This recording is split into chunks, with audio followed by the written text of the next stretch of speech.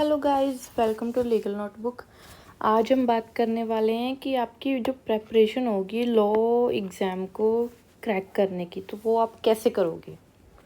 जल्दी से आगे बढ़ते हैं। आज की आपका मोटिवेशनल थॉट होगा, the difference is not intelligence, it is a preparation and strategy. हमारा मेन जो लोगो है, मोटिव है, वो इस पर ही है कि जो प्रेपरेशन और स्ट्रेटेजी है वो ही मायने रखता है, इंटेलिजेंस मायने नहीं रखती। क्योंकि मोस्टली आपने देखा होगा कि जो गवर्नमेंट जॉब से वो बैक बेंचर्स ही ज़्यादा लेकर जाते हैं, क्योंकि वो बाद में स्ट्रेटेजी को अपनाते हैं। सबसे पहले आप क्या करेंगे, अंडरस्टैंड द एग्ज़ाम के नेचर को आप देखेंगे कि जो हर एक एग्ज़ाम है वो सेम नहीं होता, पर हर एक एग्ज़ाम में प्रीलिमिनरी एग्जामिनेशन होते हैं जो एमसीक्यू बेस्ड होते हैं। उसके बाद फिर मेन एग्जामिनेशन आता है जो लॉन्ग आंसर टाइप क्वेश्चन होता है। उसके बाद इंटरव्यू और वाइस वर्सा होता है। उसके बाद आपकी डॉक्यूमेंट वेरिफिकेशन होती है। ये 3 स्टेप तो होते ही होते हैं, प्री का, मेंस का एंड इंटरव्यू का। जैसे कि किस किस कौन कौन सी जॉब रोल है जिसमें ये सब सेम होता है। जुडिशरी में, जैग में, बैंक लॉ ऑफिसर में, पब्लिक प्रोसिक्यूटर में, लॉ क्लर्क में, पीएसयू लीगल ऑफिसर में। ये सारी वैकेंसीज ऐसी हैं जहाँ पे सेम क्राइटेरिया होता है सिलेक्शन का।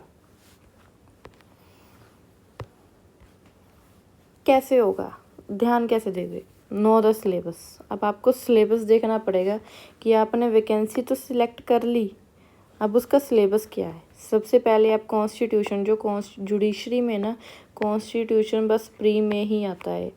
मेंस के लिए कभी कॉन्स्टिट्यूशन की तैयारी मत करना, कभी नहीं आएगा, हमेशा प्री में ही आता है। कॉन्स्टिट्यूशन में आप फंडामेंटल राइट्स पर ध्यान देंगे, डीएसपीसी पर देंगे, पार्लियामेंट पर देंगे, president, judiciary, important amendments 44th होगी, 24th होगी, ये सारी अमेंडमेंट्स पर आप ध्यान देंगे। लैंडमार्क जजमेंट्स कौन सी हैं, इन सब को आप देखेंगे। क्रिमिनल लॉज में बीएनएस, बीएनएसएसएस, बीएसए या आईपीसी, एविडेंस एंड सीआरपीसी, ये भी आपको शायद साथ में करना होगा। जैसे एआईबी का एग्ज़ाम है, उसमें ये दोनों आते हैं। अब आपको ये सिर्फ ये अकेले नहीं है, ये दोनों भी आते हैं साथ में, ये दोनों भी पढ़ने पड़ते हैं। अभी यूजीसी का एग्ज़ाम हुआ था नेट का, उसमें आईपीसी का क्वेश्चन आया, जबकि बीएनएस का भी आ सकता था, पर नहीं, उन्होंने आईपीसी का डाला। सिविल लॉज में आपको कॉन्ट्रैक्ट एक्ट की तैयारी कर सकते हैं, टीपीए की कर सकते हैं, स्पेसिफिक रिलीफ की, सीपीसी की, लिमिटेशन की। ये 5 सब्जेक्ट है, कोर सब्जेक्ट्स, इनकी आप तैयारी कर सकते हैं। फैमिली लॉ में 2 ही होते हैं, आपको पता है, हिंदू एंड मुस्लिम लॉ, इनकी तैयारी करोगे आप। बाकियों में आपको करंट अफेयर्स पर ध्यान रखना है, रोज़ की रोज़ न्यूज़पेपर पढ़नी है। ये नहीं है कि आज नहीं पढ़ी कल नहीं पढ़ी। न्यूज़पेपर नहीं पढ़ते तो यूट्यूब पर कोई और चैनल्स, बहुत सारे ऐसे चैनल्स हैं वो जो डेली करंट अफेयर्स की अपडेट देते रहते हैं, उनको देख लीजिए। शॉर्ट्स को स्क्रॉल करते हो, रील्स को स्क्रॉल करते हो, इंस्टाग्राम पे 3-4 पेज को फॉलो कर लो जो करंट अपडेट्स के बारे में रोज़ बताते हैं। इंग्लिश को स्ट्रॉन्ग कीजिए, जीके के बारे में नॉलेज रखिए। वही न्यूज़पेपर नहीं पढ़ते हो तो इंस्टाग्राम के ट्रेंडिंग पेज पर 3-4 पेजेस को फॉलो कर लो जो जीके के बारे में बताते हैं। अब स्टडी प्लान कैसे होगा। अब ये तो होगा नहीं कि आप एक ही दिन में सारा कर लो, थोड़ा करके। मुझसे भी नहीं ऐसे होती है एक साथ बैठकर। मैं घंटा 2-2 घंटे की ही शिफ्टों में पढ़ती हूँ। जैसे सुबह 2 घंटे के लिए बेयर एक्ट पढ़ लिया, दोपहर को पढ़ ली, इवनिंग को पढ़ लिया, रात को सोने से पहले करंट अफेयर्स को देख लिया, रिवीजन कर ली। अगर ये वाले नहीं पढ़ने हैं तो सुबह चाहे आप 4 बजे या 5 बजे उठकर 7 बजे तक पढ़ लो।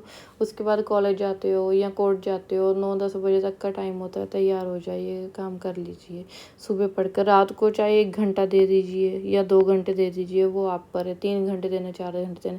रात को तो मैं कहूँगी कि 2 घंटे या 2.5 घंटे देकर सो जाइए, सुबह जल्दी उठ कर पढ़े।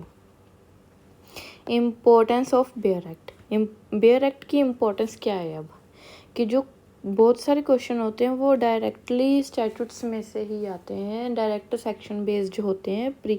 अगर जब तक आप प्रीलिमिनरी को पास नहीं करोगे तो मेंस में कैसे जाओगे। सो इसलिए बेयर एक्ट में सेक्शंस का पता होना चाहिए कि कौन से सेक्शन को कहाँ किस बेयर एक्ट में मेंशन किया है। रीड सेक्शन बाय सेक्शन, आपकी इंग्लिश स्ट्रॉन्ग करेगा। इंपॉर्टेंट प्रोविजंस के बारे में आपको पता लगेगा।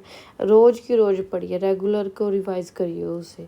प्रीवियस ईयर क्वेश्चंस को पढ़िए, अंडरस्टैंड कीजिए कि एग्ज़ाम में क्या पूछा जाता है, कैसे पूछा जाता है। आपकी स्पीड एक्यूरेसी बढ़ेगी, जितना आप रिवाइज़ करोगे उतना आपकी पकड़ बढ़ेगी, इंटेलिजेंस आपकी तेज़ होगी।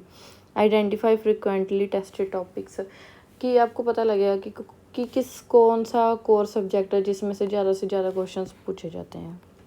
MCQ की प्रैक्टिस कीजिए भाई, डेली 50 से 100 रोज़ की रोज़ यूट्यूब चैनल, लाखों हज़ारों यूट्यूब चैनल है जो रोज़ की रोज़ MCQs डालते रहते हैं। अगर आप देखने पर आओगे ना तो हज़ारों मिल जाएंगे। ये नहीं है कि आपने 1 घंटे पहले अपलोड की हुई वीडियो देखनी है, 5 दिन पहले अपलोड की, कम से कम 2 महीने वाली देख लो, 1 महीने पहले वाली देख लो, चाहे 5-6 महीने पहले अपलोड वाली देख लो।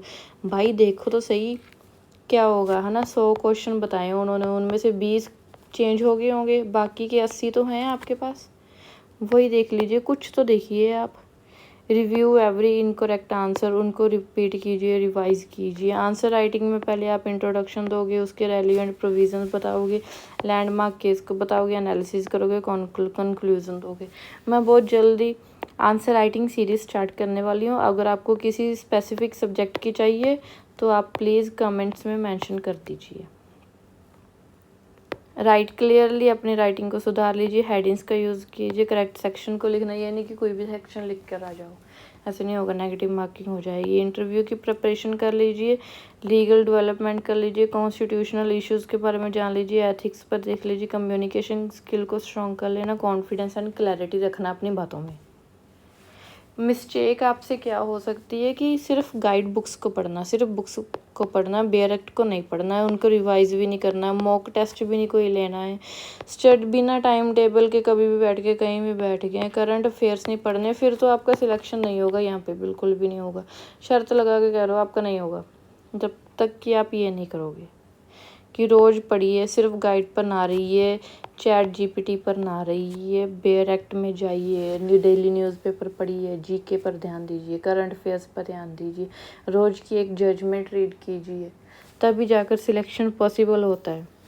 सेट वही मंथली का आप अपना चैट GPT से आप ये कर सकते हो कि आपको एक टाइम टेबल बना दे कि अगले मंथ तक कि इतना सब्जेक्ट ऐसे ऐसे इस टॉपिक में कंप्लीट होना चाहिए, वो आप उससे हेल्प ले सकते हो। रिवाइज कीजिए उसे, लीगल न्यूज़ को देखिए, मॉक टेस्ट लीजिए ही लीजिए। मॉक टेस्ट आपको बाहर पैसे नहीं लगाने दो, ठीक है, चैट GPT को कह दीजिए मुझे मॉक टेस्ट बना के दे दो, जब आपने उसे सॉल्व कर लिया तो उसे कह दो ना आप मुझे आंसर भी दे दो। डिसिप्लिन बना के रखिए, डिसिप्लिन ही लास्ट की है, इससे ऊपर कुछ नहीं है। डिसिप्लिन नहीं होगा तो आपके पास कुछ नहीं होगा। बस यही थी।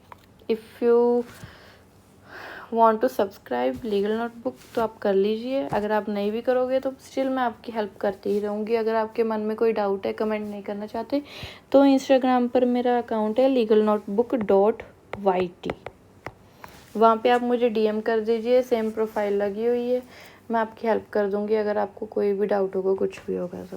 Bye bye, thank you for watching.